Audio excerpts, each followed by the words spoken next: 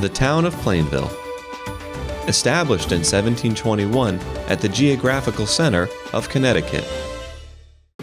Good evening, everybody. Welcome to our town council meeting this evening. It is Monday, June 20th, 2022, 7 p.m. I will please ask you to stand for the pledge, and Councilwoman Tompkins will lead us. To the flag of the United States of America and to the republic for which it stands, one nation, under God, indivisible, with liberty and justice for all. Thank you. This evening, we have under our presentation some very exciting news for the community. This evening, we are delighted to introduce you to our new next town manager, Michael Paulus. After some extensive search, we're very, very happy that Michael is here this evening. I'm going to give you a little bit of an overview. Michael's going to begin with us probably, we're hoping sometime in August, Michael? We're hoping? Yes. Okay. All right. When Robert Lee gave us his intention to retire back in late fall, the council took upon the onerous task of trying to find a new town manager. And I will tell you, the council interviewed a number of people as we went through an exhaustive search to get who we felt would be the next town manager for the town of Plainville. Last week, the council had a special meeting, and we all agreed that we would like to offer Michael the position, and he graciously accepted. So we are really delighted. I'll give you a little bit of a background on Michael, and then I think he's probably going to have a few words to say. So welcome, Michael. Well, thank you. Good to have you here tonight. Good to be here. All right. So Michael lives in Willimantic, Connecticut, and he's an experienced municipal professional with more than 22 years of strong executive management and leadership within town government. He's a results-driven, growth-oriented manager with a record of success in achieving strategic goals. Currently, Michael is the town manager in the town of North Branford, Connecticut. He has been in North Branford since April of 2013, managing a $22 million general government budget. His strengths are economic development, regional collaboration, project management, constituent services, grant writing, and administration. Prior to that, Michael was in the private sector with Wealth Management Corporation. Before that, in 2007 and 8, he was the interim town manager of North Branford. 1994 and 2007, he was the first selectman of Wyndham, so he knows all about being elected to a position, as well as performing the task of a professional town manager.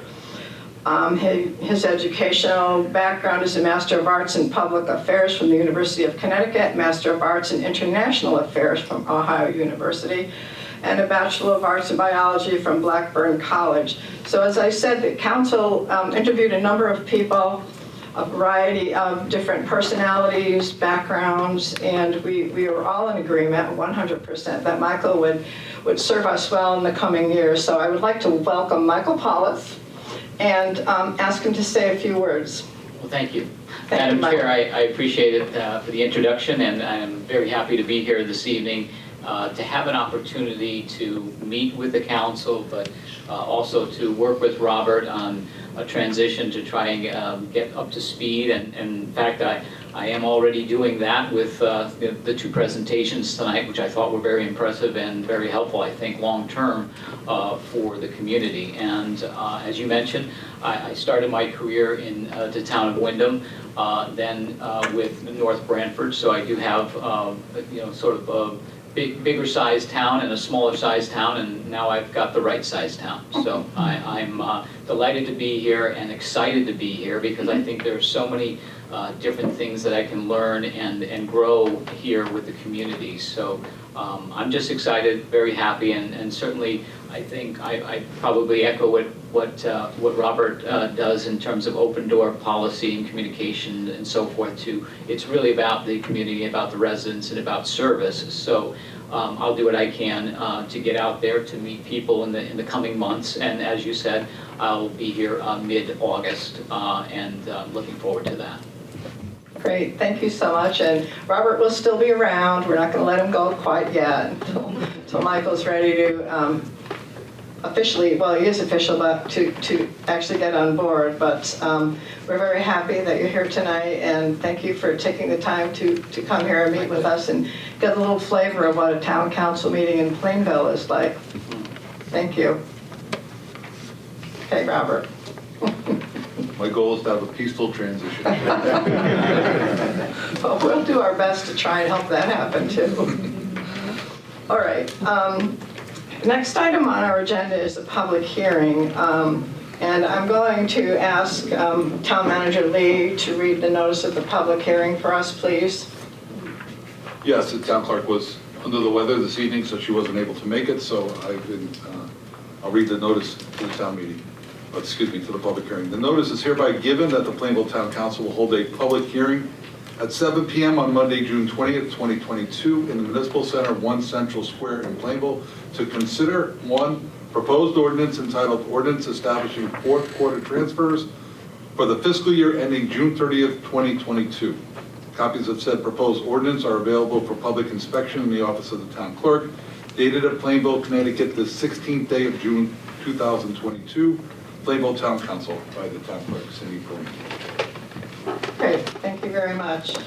This is a task that the town council takes on every year. At year end, we have to do certain things to help balance out our year end. Rob Uden is here. He is our financial expert on the town side. And so what I will do right now is open up the public hearing. If anybody wishes to speak to the public hearing, please come to the podium over here, state your name and address, and we'll be happy to hear from you.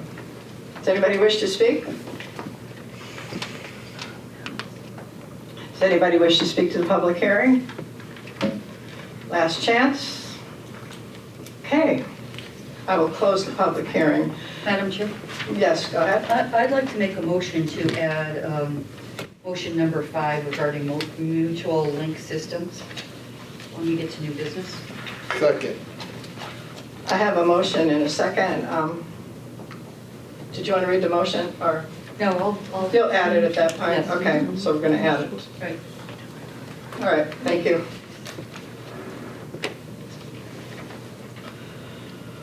All right, moving along, minutes of our previous meeting. May I have a motion to approve the minutes, please? Madam Chair, Go ahead. motion to approve the minutes of the previous meeting, June 6, 2022, special and regular meeting.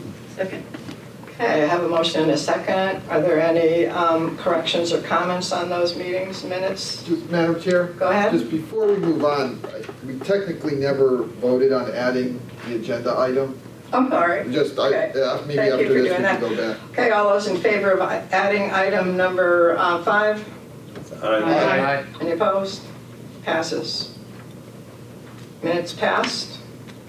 We vote on the minutes? No. Not yet. Okay, all those in favor? Aye. Any opposed? Thank you. Announcements and reports. Does anybody have anything to announce tonight?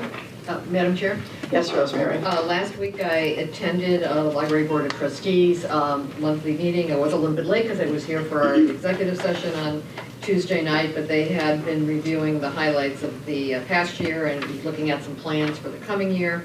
Now, they normally don't meet in July and August, but they will be meeting this August for a review of their different investment funds. And that's it. That's it. Okay. Anybody else have any announcements or reports to make tonight?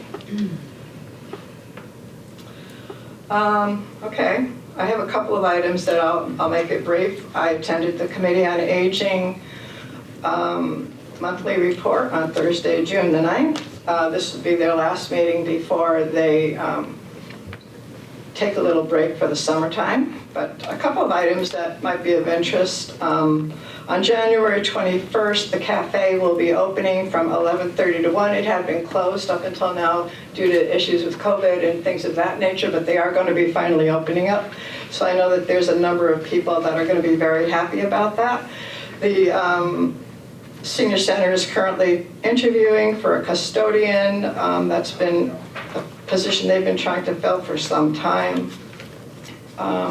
There is a wellness fair that will be Happening through the United Way on Tuesday. It happened Tuesday, June 6th, there were 21 vendors, very, very successful event.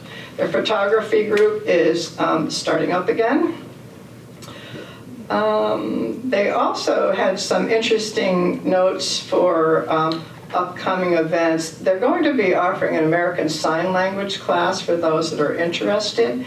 There is a young person by the name of Rachel Posner, I believe. She's a middle school student who has offered to volunteer her time to teach sign language to seniors. There are families in town that are interested in helping communicate with some of their folks, and I had mentioned some time ago that the schools had a sign language class, and maybe the senior center could connect with some of those folks, and this is what they're looking forward to happening. So I think it's kind of nice that we still have those synergies with the schools and with the senior center as well.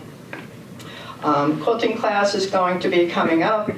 Veteran Social Hour is on Tuesday, June 28th. And there will be a tag sale and used jewelry sale Wednesday and Thursday, August 17th and August 18th. And their annual craft fair will be November 5th.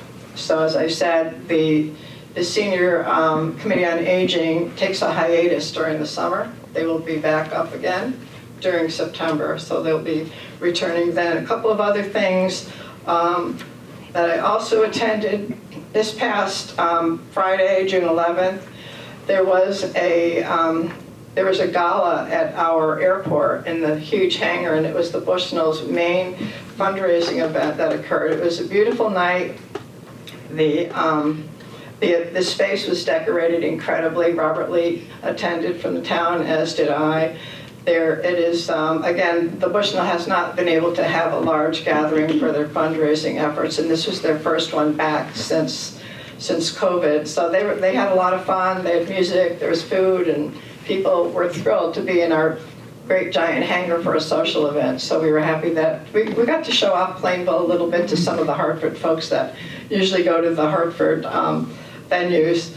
So they were very, very impressed with that. And I also attended the graduation on June 10th and saw all the graduates receive their diplomas. Their moms and dads and grandmas and aunts and uncles were all very happy to see the graduates finally complete their education in Plainville. So it was a great night. The weather was beautiful and all went well.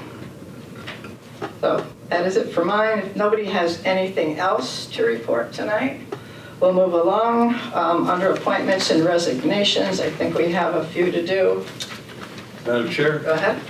motion to appoint Sean Michael Davey as a regular firefighter to the Plainville Fire Department. Second. I have a motion and a second. Any discussion on the motion? All those in favor? Aye. Any opposed? Madam Chair, Go ahead. motion to appoint Alex Wincoop as a regular firefighter to the Plainville Fire Department. Second. I have a motion and a second. Any discussion on that motion? All those in favor? Aye. Any opposed? Okay. Are there any other appointments that are not listed on our agenda? Or resignations? Madam Chair? Yes, Rosemary. Motion to accept with regret the resignation of Kenneth Laska from the Library Board of Trustees. Second. I have a motion and a second. Is there any discussion on the motion? Madam Chair? Yes, Just a Rosemary. quick note, Ken has served many, many years on the Library Board of Trustees and really has been a true advocate for public libraries in general and especially for our own Plainville Public Library. Yeah. And I'm sure we'll be probably recognizing him in a later time. Madam Chair, Yes. the council should send them a letter on behalf of the... Oh, indeed. If we can arrange to have a letter sent on behalf of the council, that would be great. Thank you. Are there any other appointments or resignations tonight? Okay, thank you. Board of Education, do we have a report from the Board of Education tonight? We did.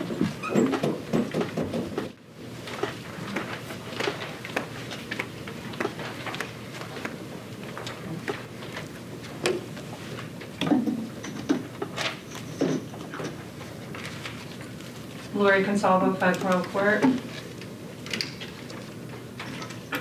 Our last meeting was June 14th. We started at 6. We had a special meeting for retirees recognition. as well as we had Teacher of the Year.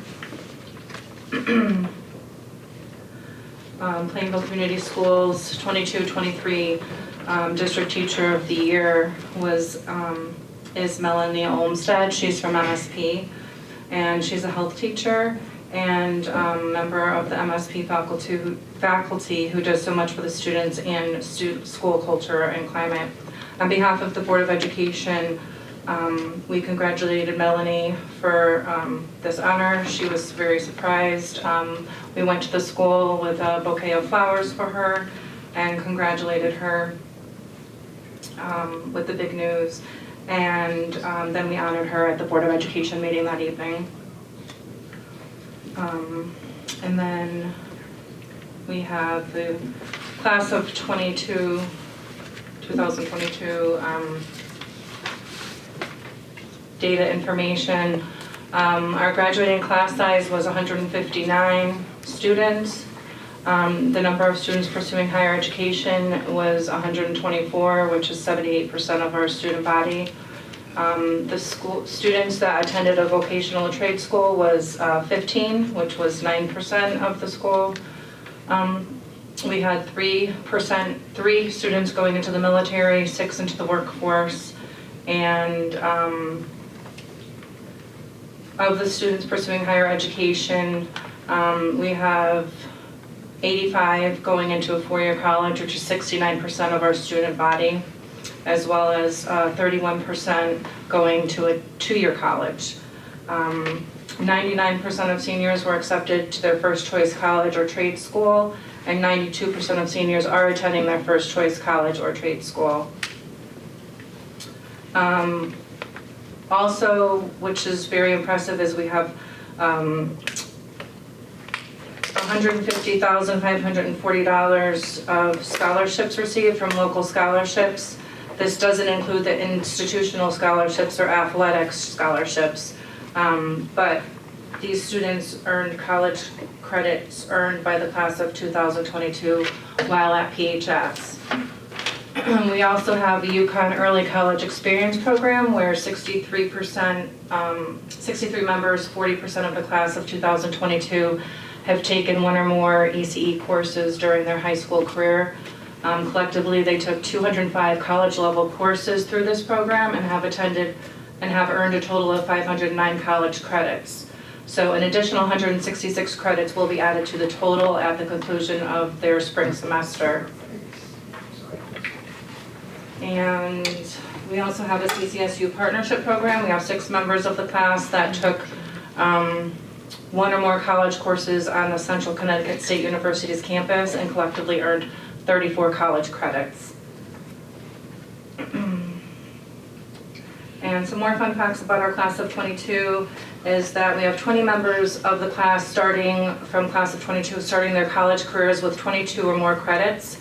So we do have a lot of students starting college as sophomores. 7 of them earned over 30 college credits while at PHS, and 2 of them earned over 45 college credits while at PHS.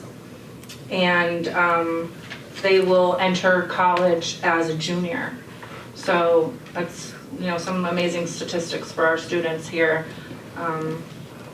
Being a freshman, in college, starting as a junior. So also on the school site we had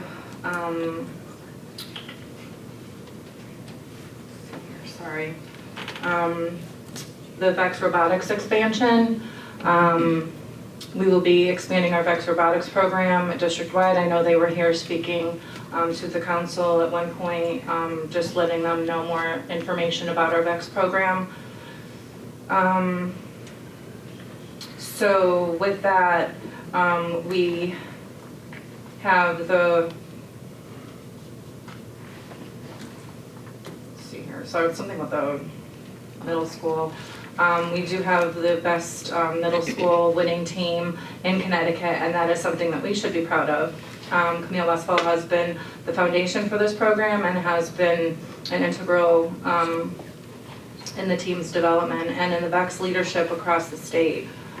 So given this, and based on a need for continued opportunities through which our students can apply and build their skills, while at PHS, we are expanding VEX, and we expect to expand it in both elementary schools and the high school.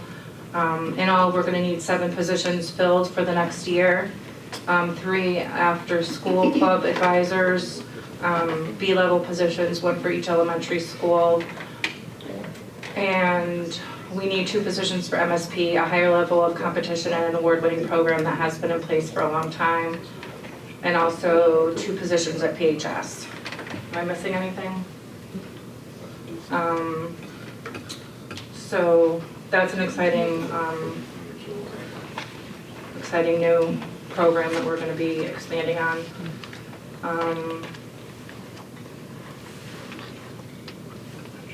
I believe that should be all. Oh, we also, one last thing I just wanted to notice. I know that you talked about it during your earlier here tonight, but the board recently just approved a position for the Director of School Safety and Security.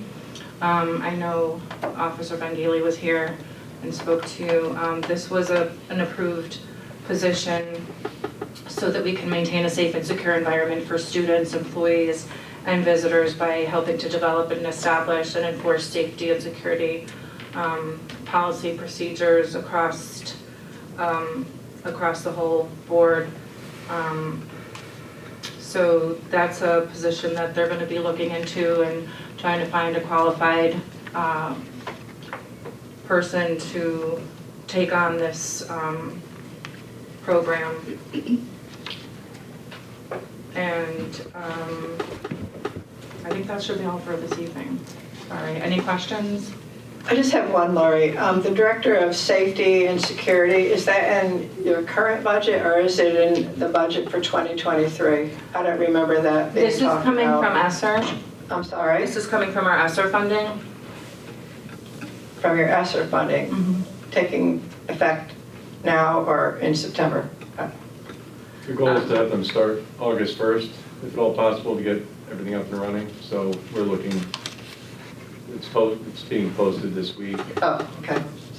Thank you. Okay. I don't remember hearing about that in your budget conversations prior to. When Chief came on, we had conversations about the need, and it's a common position in many districts. So we discussed it and collaborated, and it came about after the budget cycle. Okay, thank you. Thank you very much. Yeah.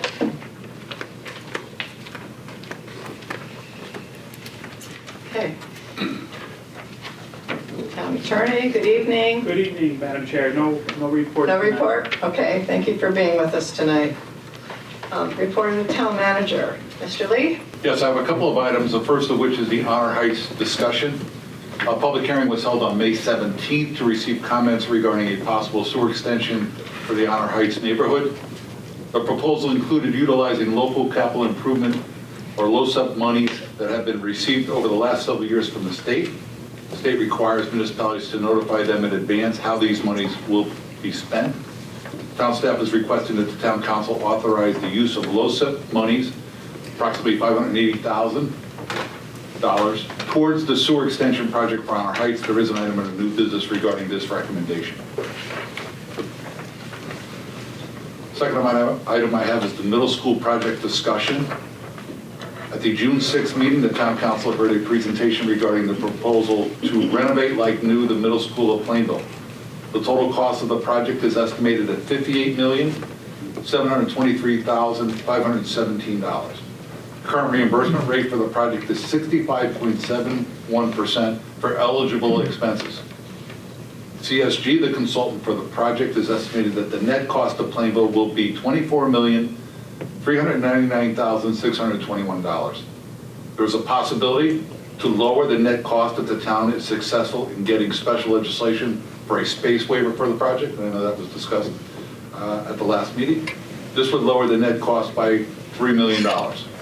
Additionally, the town would be eligible for additional grant monies under the school choice program if 5% of the middle school population is part of that program at that time.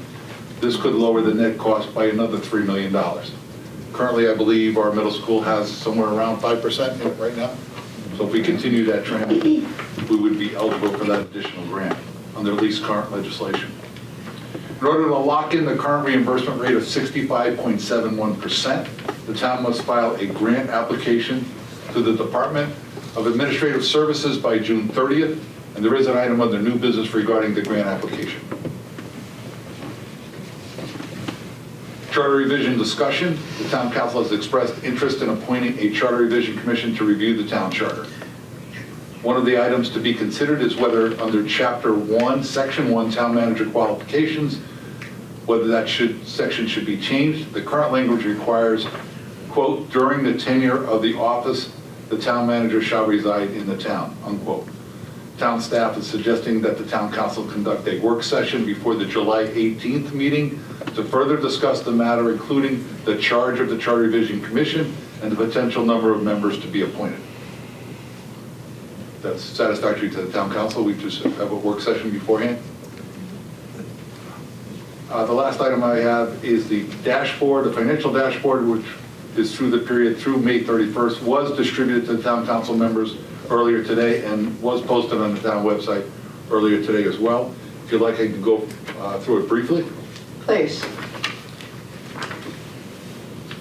Very positive report in my opinion, so I'll at least start with that. As far as our total town budget, we have spent 87.22% of the budget. Two-year average is somewhere around 86%, so we're pretty much in line with the two-year average, through 11 months of the fiscal year. Under general government budget, we spent about 88% of our budget. We're a little bit behind our two-year average, which is about 92%, so we're going to, we've got to come in under what was anticipated. As far as the Board of Education budget, they're at about 87%, which is a little bit ahead of the two-year average. I will say that the two-year average was low 2 years ago because of COVID, so that kind of drags their percentage down. But they're pretty much in line with the budget that's in place and is anticipated to at least return to the town somewhere around $100,000, but at least $100,000 by the time we finish the fiscal year, which is at the end of June.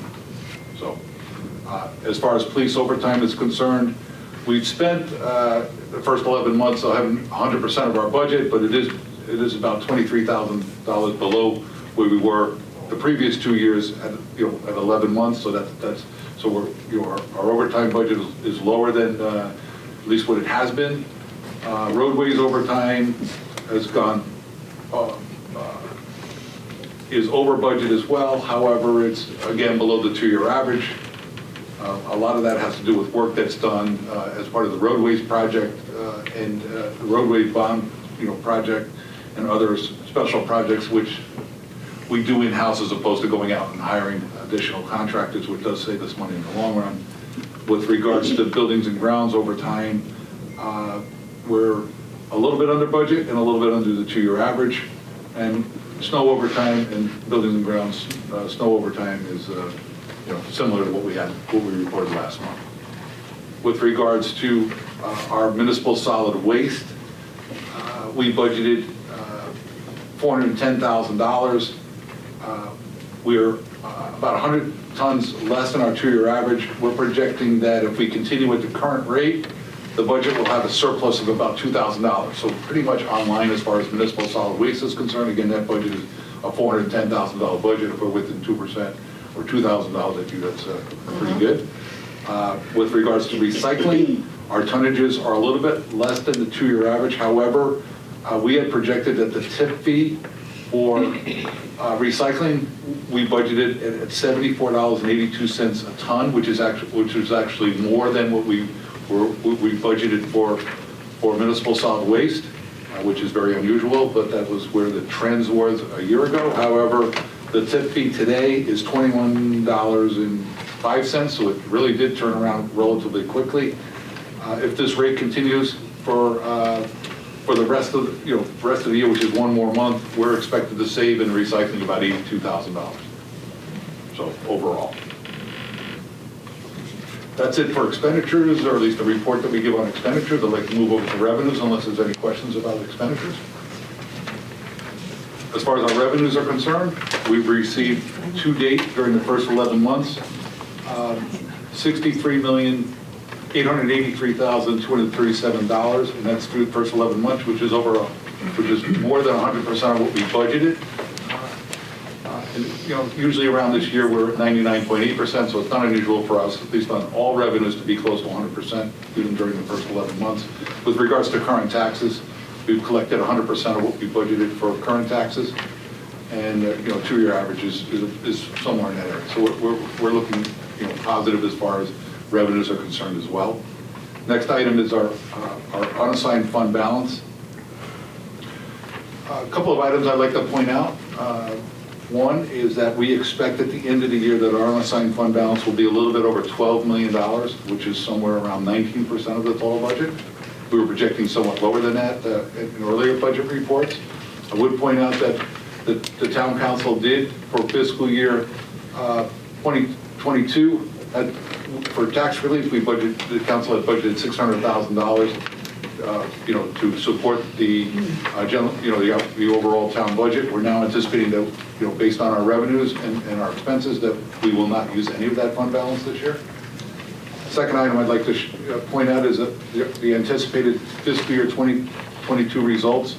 We're anticipating that the Board of Education, as we mentioned earlier, will return at least $100,000 back to the general fund.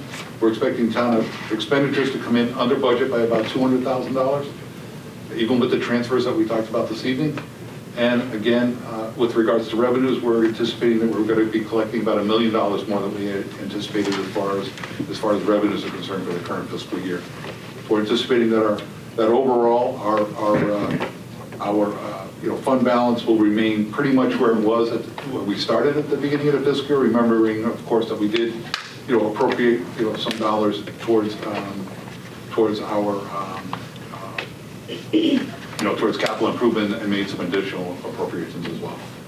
So I think we have very positive results as far as both expenditures and revenues for the fiscal year. I don't expect that to change within the next 10 days of the fiscal year. So these are the unaudited figures. They could change after the auditors go through their whole exercise of looking at our budget, And we which try will to close out the end of the year, correct? We try to remain, yes, absolutely, and we try to remain somewhat conservative. We expect it to only go in one direction, which is even better than what we presented this evening. Okay. Rob, any disagreement with that statement? You said it very well. Okay, thank you for that. With regards to our special funds, recreation fund, is trending very well. I would point out on the revenues, we received, 100%, 104% of what we projected as far as our revenues under our recreation special fund. So we're getting back to normal as far as that's concerned. We do collect a lot of revenues, before the fiscal year that are going to be spent, in the summertime. That's to do with the summer camp. As far as Robertson Airport, we have, we're going to be on budget. It's a relatively small budget to begin with. Our fund balance stands at, right now at $164,000. We've made a lot of improvements to the airport administration, main administration building. That's dragged some of the fund balance down. We're still anticipating that we'll be in a positive direction as far as that's concerned. As far as the water pollution control budget, we spent almost 86% of a $4.8 million budget. 2-year average is somewhere around 85%, so we're 1 percentage point off there. Revenues are trending pretty much where we expected them. We've collected $3.8 million on a $3.9 million revenue budget. As far as the public library, Plainville Library, which is again a separate budget, it's a $745,000 budget. Our expenditures are running at 87%, a little bit above our 2-year average, but again, the 2-year average was somewhat dragged down by COVID, so that skews the numbers, over the 2 years. Our revenues are, we're at, 106% received on what our anticipated revenues are concerned. So as far as, all of those special funds, we're in a good position as well. With regards to our major projects report, give you a little bit more detail with regards to some of the items, our road bond, the $10 million, budget. We've received some revenues as a result of, we don't spend the money all at one time, so we do get some interest. To date, our project balance is about $2.7 million. We're doing a lot of road work, going forward between now and over the next, month or so. That will come out of the road bond project.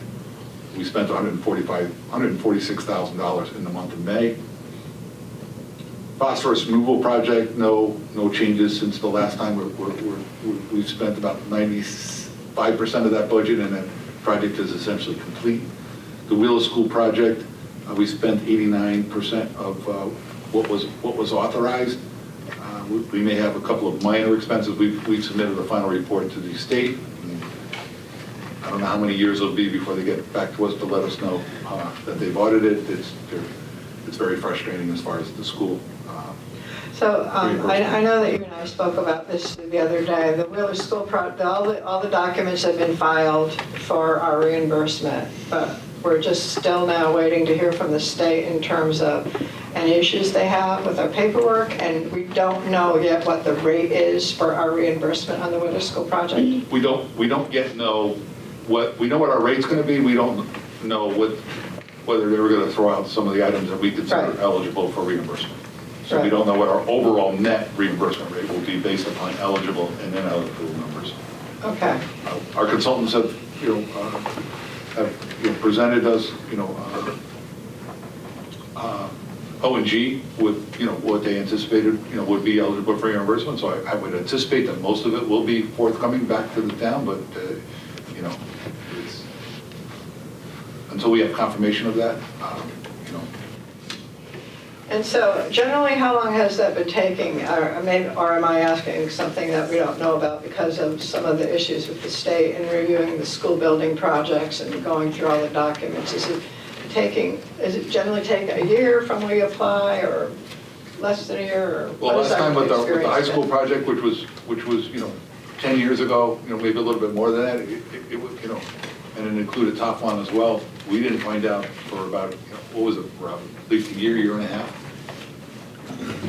So it was a year and a half, 2 years, I believe, but that they also gave us the ability to hire our own auditors to audit or hire an audit firm to do the final audit. Previous to that, it was the state that would hire the auditors and do it. Right. Now, they gave towns the ability to hire their own auditors, go through a process, and we did that, so we were able to get it done quicker. That process has been paused by the state now. So the state's not auditing, we can't go out and hire auditors. We gotta wait for them to say something, we don't know yet. But I do know, unfortunately, like Robert said, we don't know how many years. He said that facetiously. There are cities and towns I know of that have been waiting many, many years. Hopefully we do not have to wait, 5+ years like some of these towns are waiting. But, it's a wait and see right now, unfortunately. Okay, thank you for that. As far as the Plainville High School turf maintenance fund, no change from the last time. Our ARPA funding, we put a new line item there, based upon, we've spent about 9% to date, $472,000, based upon, what the council has approved.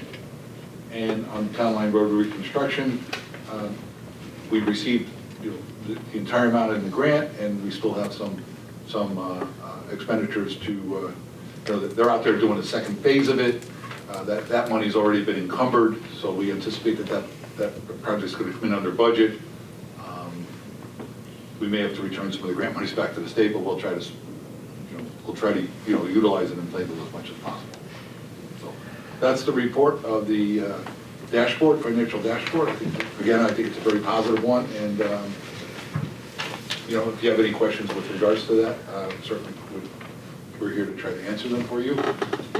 We don't have any happenings this evening due to our town clerk not being under the weather. But other than that, Nothing happening. That's the town manager's report. Yes. All right, thank you. Does anybody have any questions or comments regarding Robert's report tonight? Madam Chair? Go ahead. I just have a question regarding the sidewalk project. Is there anything new on that? Sidewalk project is, I think it started this week. It's going to start on Laurel Court.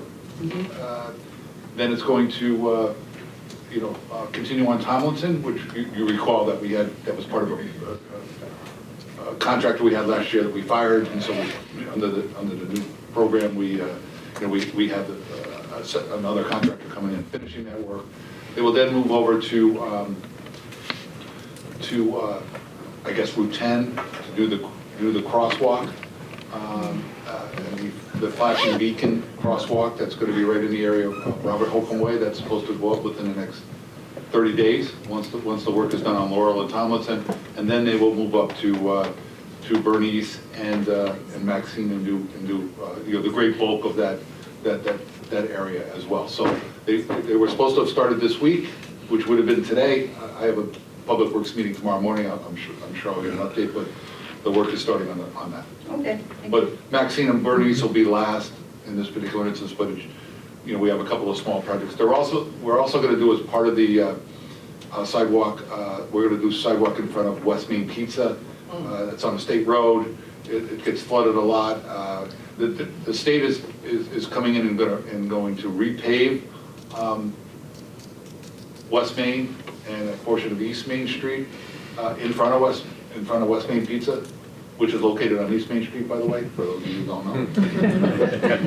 Go figure. That was before my time, by the way. So we're trying to match that up, but we are going to be doing the sidewalk work there as well, raising that sidewalk so that the water doesn't, cover over that every rainstorm that we have. It stays in the street, and they're able to use the drainage system, which is undersized to begin with, but at least we won't be flooding out the sidewalk in the parking lot. Okay, thank you. You're welcome. Any other questions? I have a quick question, Robert. I was approached by a resident regarding the railroad in the center of town on West Main Street near the White Oak building, but next to the diner area. And I know that there have been improvements in other railroad areas in town that the railroad has taken care of. But that one in particular hasn't been touched, and it is kind of a travel issue. Is there anything, to your knowledge, that there's going to be anything done to that in the near future, or is there something we have to chase down with the railroad? It is a state road, of course, so it kind of gets a little more complicated, but has there been any kind of thought about that? No. That's a short. I will say that there was substantial work done on that crossing maybe about 10 years ago. Mm-hmm. And I know we work with the state to get cooperation from the railroad to do that work. While it's probably can use, I don't think it's as bad as that would require any type of emergency, but I certainly can, if the council would like, I can contact the state and see what see what their opinion is. Okay. And I don't know how much of that may or may not be worked on as part of the that's the area that's going to be repaved as well. They may stay outside the railroad right away. They may not. I certainly can talk to them about that. Okay. Well, if you could just put that on your extensive list to let me know about, that would be great. Sure. I'd appreciate it. Thank you. Does anybody else have any questions or comments for the town manager? Okay. We'll move along. Public comments during this time of our meeting. We welcome the public to come to our podium. You'll have 3 minutes to speak to the council. We ask that you provide your name and address, and we'll have 3 minutes to speak. So does anybody wish to speak to the council? Please stand up. Thank you. Rob. Hi, good evening. Could you just hit the little button in the center and turn it off? Thank you. Perfect. Good evening. My name is Cara Curtis. I live at 15 Maiden Lane. And I'm just here tonight to give my support to the middle school project. I'm a parent of 4 children. All of them have gone through Plainville schools or are in Plainville schools. And one of my main concerns, there's a lot of reasons why I think we need to invest in this school that's 30 years old, but I am super concerned about the security and the safety of our school. I'm a teacher, and after Uvalde, again, it is just in the forefront of my mind that we need to make sure that our middle school is up to the standards. It was built before Columbine, and we need to kind of move forward and make sure we're investing in our school.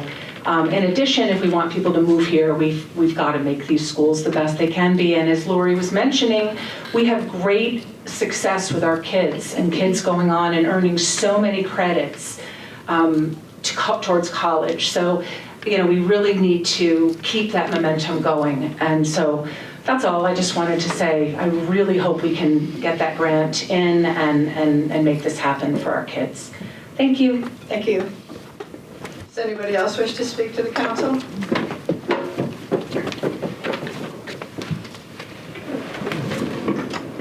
Good evening. My name is Jeff Kachowski. I live at 4 Sandstone Road in Samuels Crossing. Like the previous speaker, I'm here before the town council this evening to request that they please approve the motion to proceed with the grant application for the middle school of Plainville renovation. Now that the building qualifies for state grant assistance toward the renovation, being a 30-year-old construction, there's no reason why the town should not seek out state assistance in this matter. The middle school of Plainville building is in need of these renovations. It is the only building in the Plainville public school system that has not undergone renovations within the past 15 years.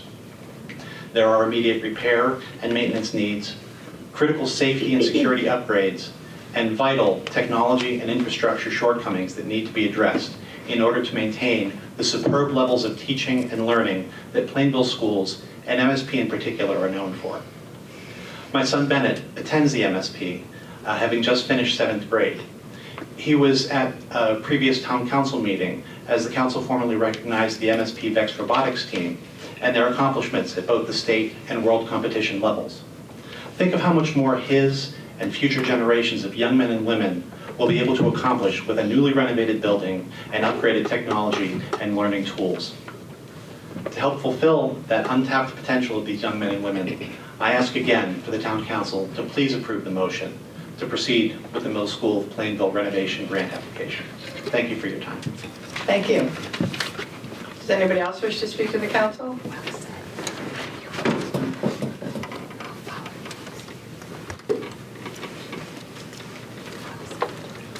Hi, my name is Laura Montana. I'm at 54 Could you, Bel Air could you lower your mic a little bit? I could grow a Yeah. little bit. Easier to hear. Can you hear me now? Better. Okay. I'm a resident of Plainville, 54 Bel Air Drive. My name is Laura Montana. I am mother of 2 kids that are in Plainville schools, and I'm asking you also to move forward with supporting the Renovate as New middle school project. What this gentleman before me said is all true. The results from the independent study that was conducted by the Construction Solutions Group clearly indicates that there's many necessary renovations that are critical for safety and security at our middle school, as well as outdated technology, infrastructure, and other needed things like classroom space. So I just ask for your support moving forward with this. I would also like to ask you for a speed bump on Norton Park Road. I'm tired of watching my child and other children crossing the road with cars flying down that road. It's a real safety concern, and I think that's something, unfortunately, is going to happen before we do something if we don't move forward with that. I don't know if that's on the books, but I think that would be a really important thing. I know we have speed bumps on a lot of residential streets in town, and I think Norton Park Road is a very heavily used road, and people go way too fast. So I just wanted to bring that up as well. Thank you. Thank you. Robert, just to follow up to the request for speed bumps, have we had any other requests to put the speed bumps in that area, or have we done any traffic studies and counts in that area? We have done a traffic study in that area, yes. Okay. All right. I didn't know if we had pursued anything earlier or... Yes, the 85th percentile does not indicate that there is a consistent speeding issue in that area. Okay. I will tell you that there is a crosswalk. My observations, having lived in that area for quite some time, is that a lot of children are not using the crosswalk. So I think it would be helpful if people, focused, parents focused on, having their children cross, where the crosswalk is, because that's where people expect there to be. I do notice, that's a through street. There are, at this point in time, the statistics that we have, the information does not necessarily warrant it. Certainly, it can be installed if that's, but it doesn't meet our requirements at this point in time. Okay, thank You you. know, if we put speed bumps up based on, the one-offs, I do notice that there were more people that would speed there when there's nothing going on in the park, and people slow down a lot when there are cars. And I'm not saying that there isn't the occasional person who doesn't follow that, but the question becomes, whether you put up, that type of, I guess, traffic calming device to use 100% of the time when there's, occasional, issue. So, if we don't have a lot of, speed bumps or humps, around the town, although, certainly there's, people who, who are concerned about speeding, and, we do a process, a neighborhood process for how that could, be considered, and it usually involves, and it usually gets very much of an involvement. I get involved with the people who live on the street, have meetings with them, talk about what the issues are, talk about the traffic studies that have been done. We're currently doing one on Maple Street, for example.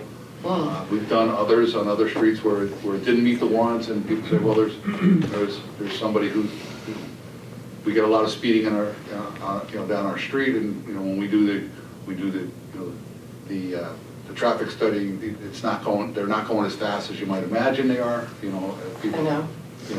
When you actually do the information. So, not trying to be negative or anything. I'm just providing you with information that objective information that we've gathered. So. Okay, thank you for that. Does anybody else wish to speak that hasn't spoken before? Gail?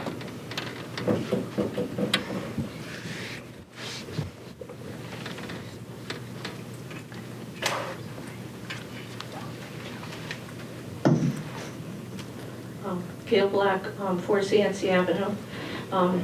Mr. Lee, regarding the railroad track, the one that goes across the road, I forget what you were just talking about. The one out here by the town hall. Yeah. Right. I think I went through that, I almost hit a train, it seems like. Are the lights working? Could you have the lights checked, as the warning? When it's dark, you can't see it, like, blend in. There's no warning lights. There's no lights? There's no warning lights on the one right in front of the municipal center. Why not? There should be. Just a comment, that's all. I will tell you that when that train crosses there, the train stops before it crosses the street. The guy gets off the train, he waves the flag, stops traffic, and then the train goes across. So one night he didn't. I doubt that. Well, maybe I couldn't see him. Okay. I'll go with that. Okay. Okay, I have 2 cats, I don't have any children, so I'm not commenting on the school thing, but I'm gonna say that we do definitely need security in our schools, and I called both my senators and told them that. And I told them that, but it seems to me that they're making the way they're doing it, it's like they want our teachers to become snipers. Like, you can't become a teacher unless you can handle an AR-15. And because just getting your gun permit is not going to stop somebody like that. I also wanted to say, one of my cats is very active, and I had my storage bin key hidden, plus some other things hidden behind a row of books. And he managed to get up there at least 6 feet. If my cat can get up there, you have to be careful. If you own guns at home, you have to be careful that your kids don't get those keys if you have your guns hidden away and locked up. I know a lot of people who have guns, or used to have them, I should say. And if my cat can get up where you got a key hidden, so can't your kids. And that's really sad when a child gets into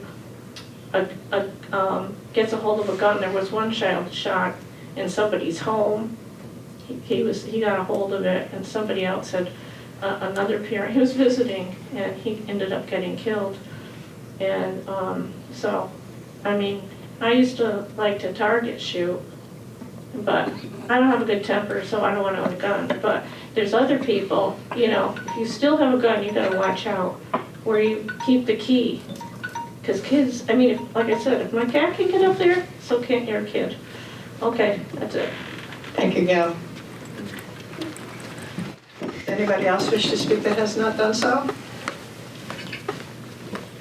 I have to push this button, or we're good? You're good. Okay, It's on. all right. As long as the red light is on, that Yeah, means I'm you're good. Okay, good. my name is Anka Behrens-Cook, 55 Redstone Hill. in Can you say your name again? Anka Behrens-Cook, 55 Redstone Hill.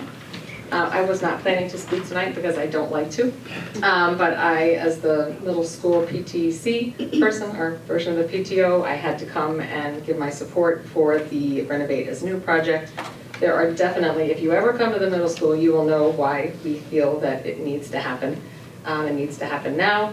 The critical need for safety and security is clear, but also leaky roofs and very noticeable things when the kids come home. Oh, the projector didn't work, but it's going to work once we have a new school and things like that. So the kids know it as well and see it. And the air conditioning, the heat, there's just so many things that we can't even list them all. But I also think that now is the time to do it, not only with the grants, but also, like, I'm in the middle of a kitchen renovation right now, and we went forward with it because everyone's telling me costs are not coming back down. This is just the way it is. So in any case, I feel that we should do the project, and I hope that you'll support it. Thank you. Thank you. Does anybody else wish to speak to the council that has not done so? Mr. Frangos. Give me 10 minutes.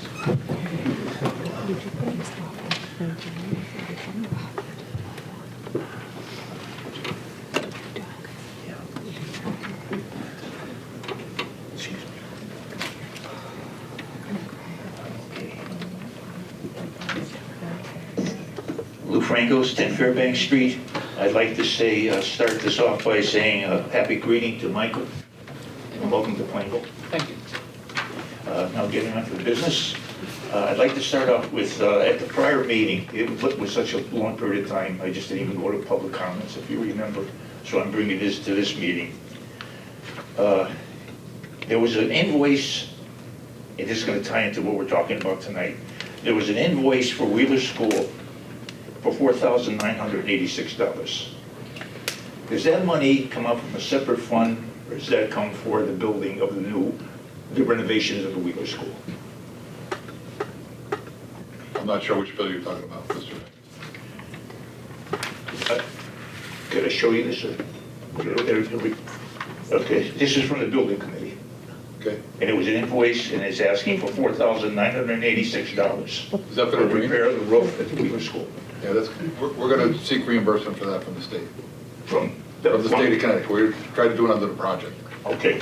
We're going to try to supplement what we already submitted to the state to see if we can get reimbursement for that. Okay, there's a reason I started off with this also. Let's see, this money comes from Renovation. Okay, what has me a little perplexed, and following the same lead, we're talking about bringing a motion to work on the middle school. And what I don't understand is we're talking middle school, yet we haven't finished Wheeler School. And that's sort of perplexing to me, especially with money the way it is nowadays. I'm not saying if it was presented in this room that we need money to protect the schools, bulletproof glass, whatever it takes, I understand that. God knows I'd be the first one to stand up. But we're talking total renovation again, and it seems to be like we're throwing grass seed out there. Every time you turn around, we're building something new in the school system. And I don't mean this to be negative, but it's just not adding up. Why this school? In fact, let me go one step further. Wheeler School project is, okay, to the point where you're talking about funding. Wheeler School funding, all right? I'm looking at our financial dashboard. All right? On the financial dashboard, this is 5/31/22, today's. As of January 22, we have not spent a dime on Wheeler School projects. The project is essentially complete. We haven't spent a dime because the project is essentially complete. Then why is it on here? What do you mean, why is it on where? Why, is the project complete? You're telling me Wheeler is complete? Right, we've submitted a final report to the state of Connecticut and is seeking reimbursement. And until we get that reimbursement amount, we're gonna keep it on the, keep reporting it. We're gonna keep it on there so that the count, right now you can see the revenues are down low because we're waiting for that final. Oh, yes. Audit. So we're gonna keep it on there until till at least we receive response from the state as far as what they're gonna reimburse us for. Okay. The agenda was this week, there was Joe. After all the questions, thanks. Bear with me. Finished, okay. The Linden Street School, that is completed also then? Oh, yeah. Okay, just want to make sure. Wheeler School is not complete with nobody, Oh, this is another thing I'd like to bring up to the committee. Because we're going to be moving, in fact, it'll stop people like me coming to this podium and bringing these questions up. We like people that come to the podium. No, what I would like to see, the project committees, the building committee, which does a fine job, by the way. But I think, as the school system does, they should have a representative at least once a month here. We did tonight. No, I mean, this is like every month. Yeah. I think, because we're talking money here, and it stops people like me walking up here and asking the questions. And if you know, Mr. Lee, prior to that, I would attend building committee meetings. But I think it's something to, you're talking a lot of money here. And I know the heart is with people to build this, build that, but we're bordering on recession. And I look at it at that point too. I think I want the best for our schools, for our children, just like anybody else. But it seems this is some sort of new thing to do. Every time we turn on, we're going to build new, not just fix something. Everything's build new. Well, what we find is that it's less expensive to renovate like new than to build a new building, number one. Number two is that what's being requested this evening is just to apply for a state grant, to get in line for a state grant. If the project still needs to be voted on, if it goes forward, would be voted on in November, and construction wouldn't start for at least probably 2 years from today. So so the idea that where inflation is today isn't necessarily where inflation is going to be tomorrow or 2 years from now, and and things aren't going to get less expensive going forward. So I mean that's the view in terms of why why it makes a certain amount of sense to move to at least apply for the grant. The council is still going to make a decision going forward after public hearings that are going to occur. If the grant application goes in, during the summer months, there'll be further explanation as to how that number was derived. Yes, sir. How the reimbursement rate is calculated, and what the town could expect, how it could impact the budget. As you were part of the last, you listened in on our last meeting, even with the project at its, where it is today, when it does impact the town budget, it's expected to be, not impact the debt service line item, which is, there's a lot of projects that are dropping off. So it could fit into the town budget without an increase to the debt service line item, which is something that has been planned for many years. And this middle school project didn't come out of the blue. It has been discussed at the Capital Projects Building Committee level for 3-4 years now. And in fact, a conscious decision was made to wait until it was 30 years old to be able to access the reimbursement rate. So, yes, sir. I hear what you're saying, but that school's 30 years old, and the decision is to piecemeal it and get no reimbursement. Doesn't make a lot of sense when you can renovate like new and get reimbursement from the state, because the state won't reimburse you for doing some of the work, fixing the mechanicals, upgrading a lot of that. They'll reimburse you for the roof, and they'll probably reimburse you for the school entranceway, probably. But as far as the I think the town would get a better bang for the buck to do a renovate like new at some point in time, whether that's now or later. It's not going to get any cheaper. Yes, sir. So, thank you. And just closing out, I've said, I don't want to present it as negative for the school system, but as far as our schools, the Plainville school system, if anybody saw the last town council meeting when they had the young children come up here with the science projects and all that, it tells you how good our schools really are. Thank you for your time. Thank you. Anybody else wish to speak to the council that has not done so? Rebecca? Hi, Rebecca Martinez, 8 Irving Street. Thank you, Mr. Lee. That was about half of my talking points, so this will be pretty short. I'm asking that the town council makes a motion and votes to allow Superintendent LePage to submit the application needed to move forward with this renovation. I'm asking that they do so in the full amount of the 58 million, without cutting down the square feet, allowing him to move forward with the max square feet allotted. Our town continues to grow, and we are currently in the middle of some large construction projects which will bring more students into our town and into our schools. MSP has needed this renovation for a long time, and we have also come in under cost in our previous renovations. I am concerned about the current conditions of the school, as everybody has said, and the security.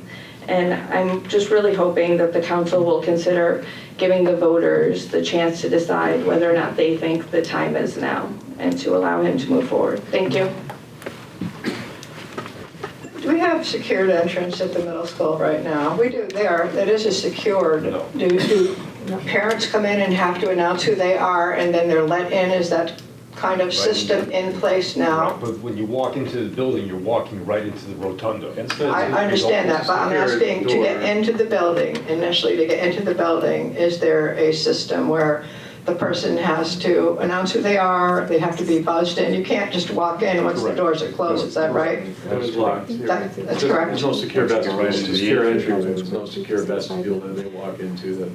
But it's secure, in fact, that people just can't get into that building once those doors are closed, is that right? Yeah, we have an office professional who looks through an A-phone camera, it's about this big, to see who's visible on the camera when they buzz, and they ask, who they are.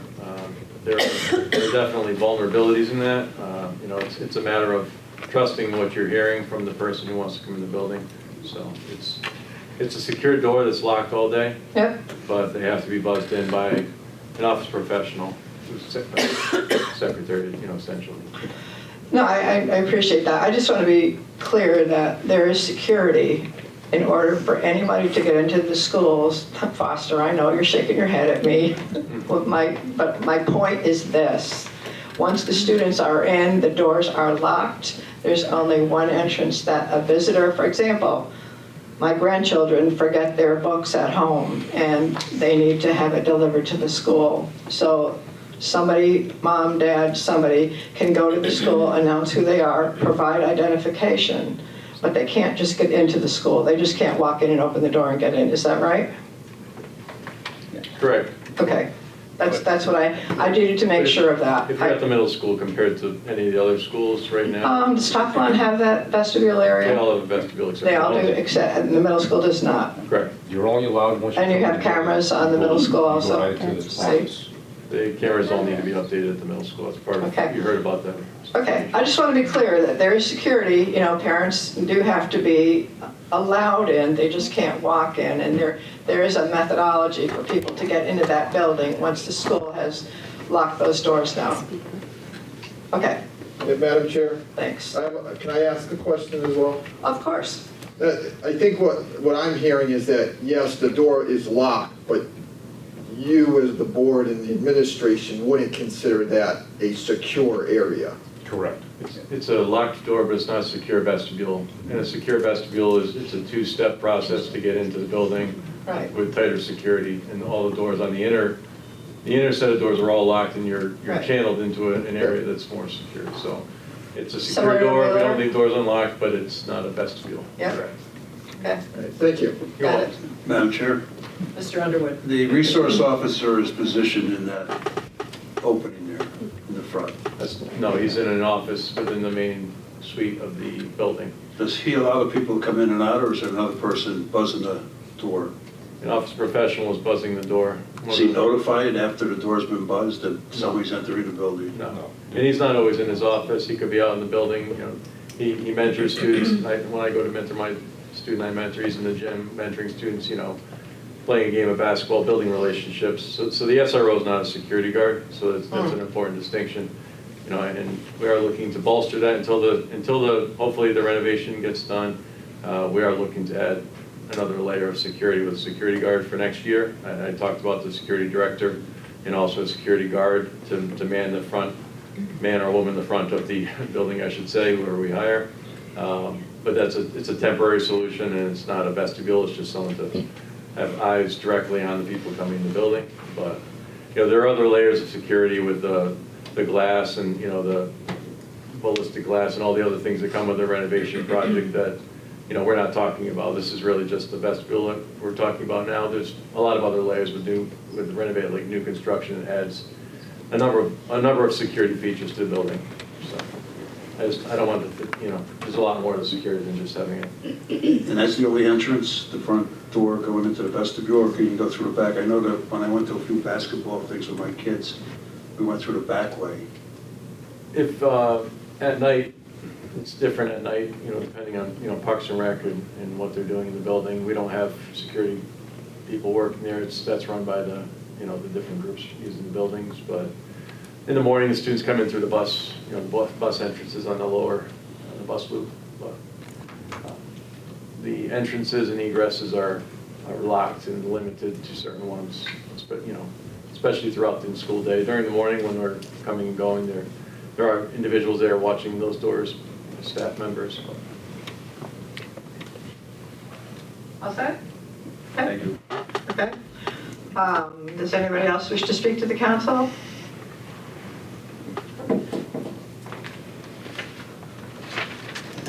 This is close. Cassandra Clark, 39 Pierce Street. I just wanted to give a little bit more information to the security position, Kathy, that was mentioned earlier. It was shortly after the tragedy on May 24th in Texas at Robb Elementary School that Mr. LePage got together with Chief Angali and did a sweep of the schools and just kind of went over security. And after they had met, they had developed, and talked again about needing that position. And that was explained to us and presented to us in that way. So in order to expedite that, that's when the board was given that information so that we agreed on that as well. So I wanted to give you that as the council. Thank you. You're welcome. As far as the middle school of Plainville renovation project, I do wholeheartedly support the council passing that today as we had passed it as the board. I realize these are difficult times. I think it should be brought to the public as it is now. The public did have a chance to see this at the superintendent showcase. Several hundred individuals were there. And the CSG and representatives did have a very nice display, and we're explaining the stats and stuff to the public and any of the individuals that came through. So that was a great way for the public to see that and ask questions. Also, what else did I want to say? As far as for updates on the status of the Plainville, progression of the Plainville renovations, the Board of Education meetings are also a way of, if you attend or watch them on the website, you can get a lot of information from those meetings as well. They're updated pretty regularly, when we do get that information, that's passed along to the public as well. And I think that's it. So I do believe too that the security could be improved at the middle school level. So thank you. Thank you. Does anybody else? Oh, all set? Does anybody else wish to speak to the council that has not done so? Anybody else?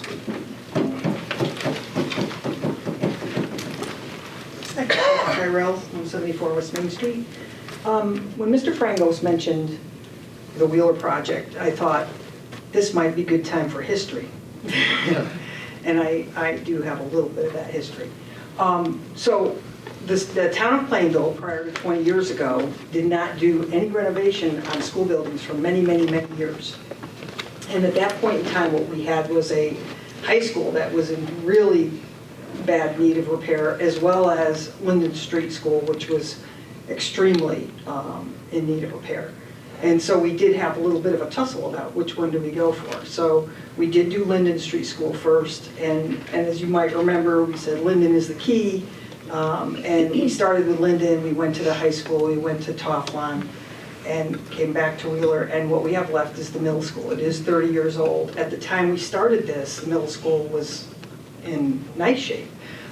It has, over the years, fallen into, with a lot of issues, and we've been postponing them and absolutely doing the smart thing in waiting to do buildings, renovate like new. You do receive the best reimbursement rate that way. And a lot of the big projects that we've had taken care of have really saved the town money.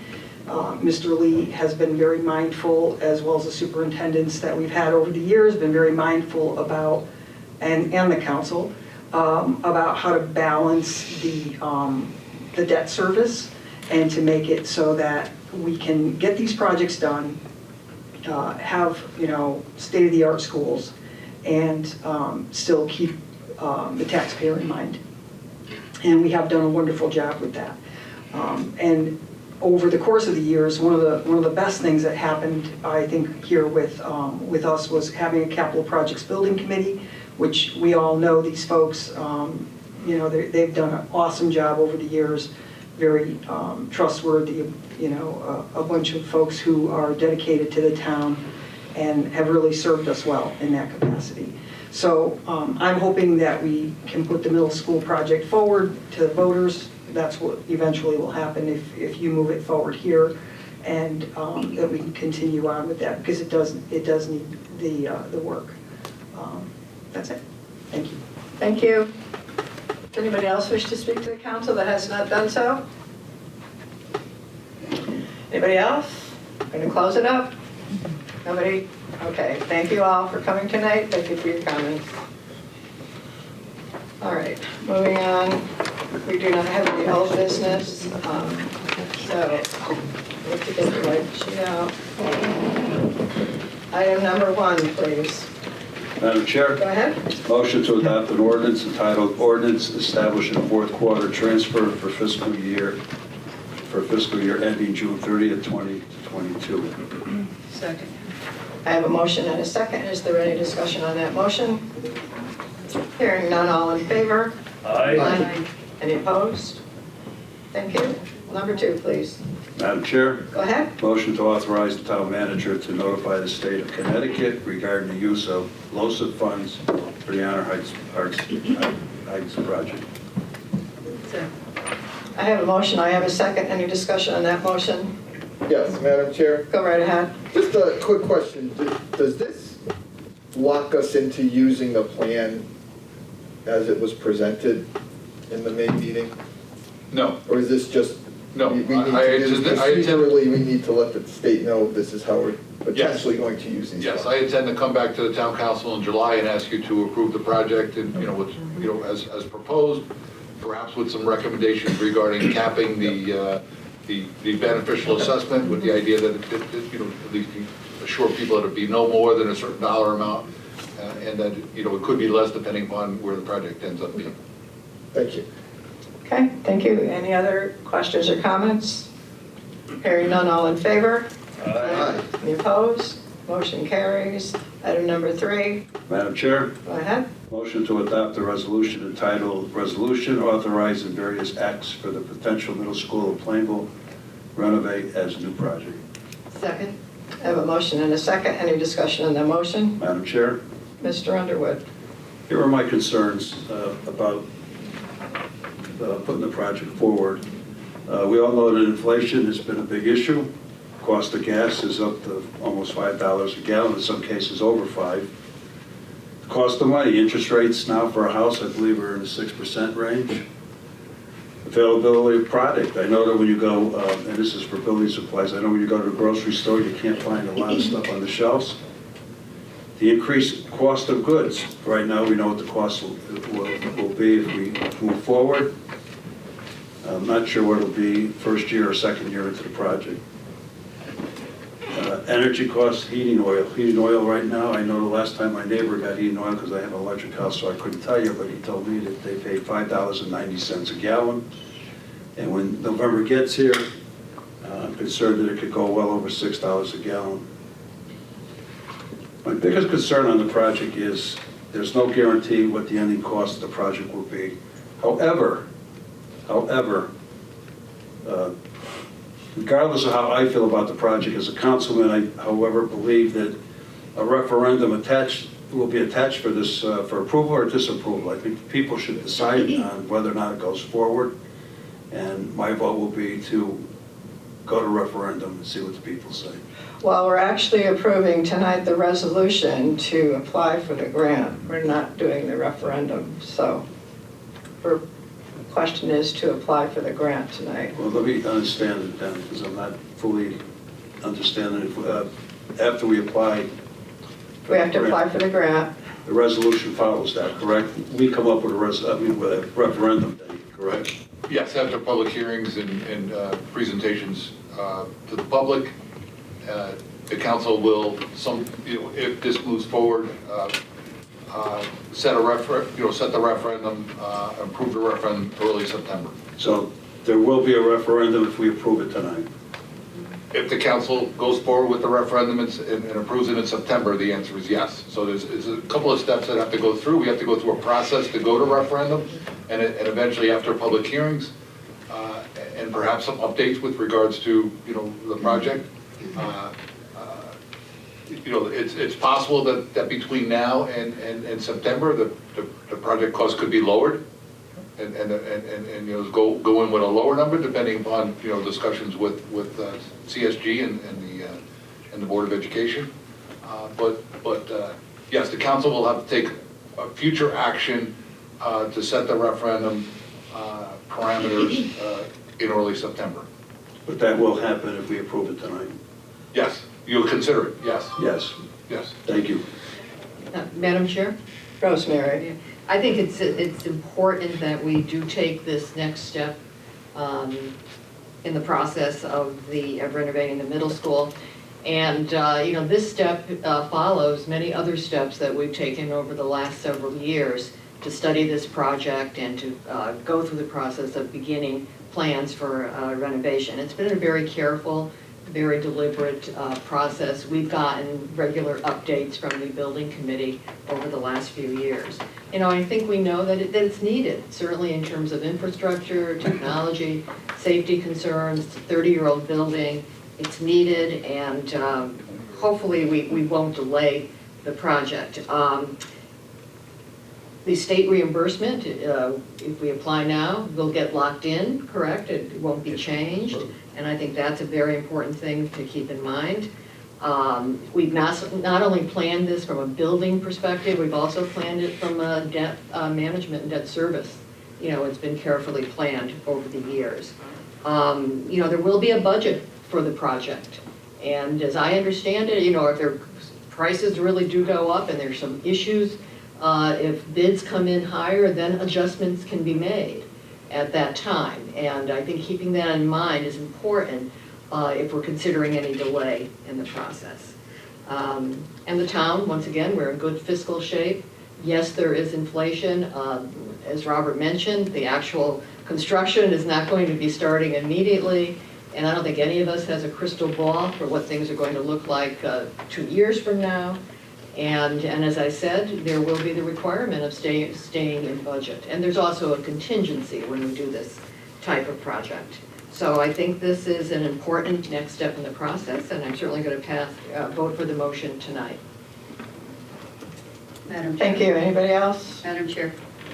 I have a couple of things. First of all, the motion wording does not specifically say authorizing to apply for a grant. It says authorizing various acts for potential middle school Plainville renovation as new project. So I believe you have a copy of the. yes. You have a copy on the new business of the actual. But the wording. The resolution. The wording. Yes. Okay. That. Yeah. It's under new business. There's Madam Chair, I think there's 4 items that are listed. If you go to new business, you'll see the specific wording. Right, but the wording that the vice chairman used was the wording used on this recommended motion wording. And it does not say regarding grant. It says regarding various. Right, you're approving the resolution that's under new business. So if you go to the new business, you can read the resolution that speaks to the 4 items.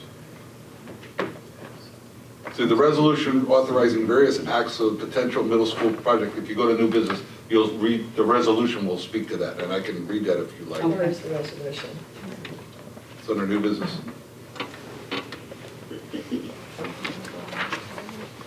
Okay, I'm trying to find it. Let me read it. Resolution authorizing the various acts for the potential middle school of Plainville renovate as new project. It's item 8-2. Resolve that the Board of Education is authorized to apply to the Commissioner of Administrative Services and to accept or reject a grant for the construction of the middle school of Plainville renovate as new project. That's A. B, that the Capital Projects Building Committee is hereby established as the building committee with regards to construction of the middle school of Plainville renovate as new project. C, that at least the preparation of schematic drawings and outline specifications for the construction of the middle school of Plainville renovate as new project are hereby authorized. And D, that the town manager and the director of finance are authorized to prepare bond, language, and documents for the middle school of Plainville renovate as new project referendum, including all documents and procedures required by the town's charter and/or state statute in an amount not to exceed $58,723,517. The referendum must be scheduled and the results reported to the Office of Construction Grants and Review prior to the November 15, 2022. That's their requirement, is that we notify them by 2022. It doesn't require you to have the referendum if the council decides not to have the referendum. It just means that you have to have it and report back by November 15, 2022. Okay. Okay, so it does include a little bit more than just applying for the grant, though, that has all those Right, items. right. Although Okay, we have so- a capital projects building committee, All right. we have to notify the state that they're going to be Okay. the project for this particular project. Okay, thank you. You're welcome. So the presentation that was given by Superintendent LaPage last meeting that we had also included a page for priority items. One was the securing the school with the vestibule. The other one was the roof, and there were a few other items in there, and it was for a little less than 10 million. In these times when everything is inflated, the lumber, construction, everything, there's so many unknowns. $58 million to me is scary, scary. And I have grave concerns about it, and I think if we can secure the school, which to me, the safety of the kids is the utmost importance. So the securing the school with the vestibule and everything, and making sure that the roof is not leaking, having a new roof on that school, those are the important things, and we can get that done for less than $10 million. So to me, that's what I would support right now.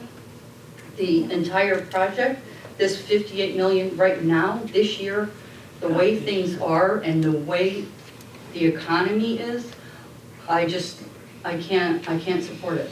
I can't support it. So that's how I feel. Thank you. Thank you. Anybody else? Madam Chair, Yes. rather than echo all of the financial concerns that have already been stated by my colleagues up here, beyond that, I think anybody that isn't living off a trust fund or hasn't won the lottery recently understands that the economy is in an unstable position. I think that undertaking a project of this magnitude at this time would not be wise, so I am not going to support it at this time. I will, however, as Ms. Tompkins said, support any specific projects, especially regarding security moving forward. Thank you. Anybody else? Madam Chair? Yes, go ahead. I'm gonna echo Councilman Rocco right here and say, due to, economic strife and that's currently going on, that I can't really get behind spending $58 million. So I'm against, I won't support that, the MSP project. Thank you. Anybody else? Madam Chair? Rosemary. Just a clarification, 58 million refers to the portion that the state would be contributing to total. Well, 59 million is what has to go out for referendum. Correct, And I then it will realize that. depend on whatever, there's some allowances potentially that we could get off of that. And then we don't know what the reimbursement is. It'll be 62%, 63%. We don't even know what Wheeler School is right now. But we know because there'll be a significant. There'll be some, but we Yeah. don't know what it is. Well, over 60% is certainly significant. Hope so. Yeah, and also I'd like to just kind of look from a broader perspective, I think we can be proud of the fact that I think as a town and as school directors working together, we really have addressed infrastructure needs in the last 2 decades, I would say. And I think we really can be proud of that we did not follow a practice of kicking things down the road and letting a lot of projects accumulate. And like I said earlier, this was something that was very much part of the plan in terms of building needs and also in terms of the debt management and going out to bond. Really, I just really would hate to see the town at this point really backpedal on being proactive, being sensible, rational in our plannings for addressing building facilities. And we've done a good job with it, and let's keep doing that. Madam Chair, Yes, sir. because there's so much money coming from the state through the grant, I truly believe this is a decision that should be left up to the people through a referendum. Okay. Anybody else wish to speak on it? Yeah, Madam Chair? Mr. Wazorko? I think we might be getting ahead of ourselves. Whether or not you support renovating like new, I think is a discussion the council still needs to have. I think tonight, from my perspective, what we're trying to do is get a placeholder in place so that if we decide to renovate like new and it's approved by referendum, that we're eligible for the 62% and change or whatever that number ends up being. So I think for tonight's purposes, I think we should pass this particular motion. And I'm sure we are going to have much more discussion. I'm sure we'll have a public hearing. I'm sure there'll be a lot more information shared.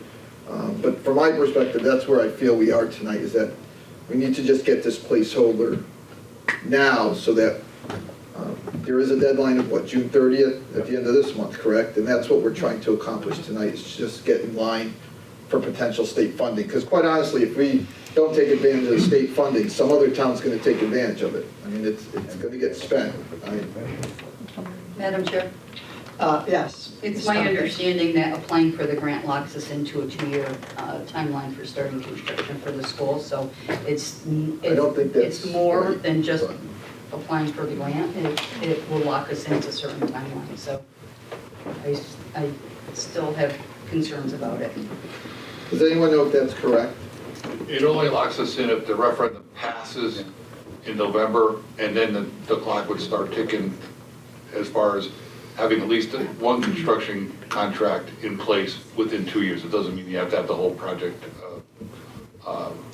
started, but you have to have at least an initial construction contract signed in, which could be, demolition, it could be, removal of hazardous waste, it could be, a variety of items. But the 2-year clock would not start ticking unless it was approved in November, and it would start from November.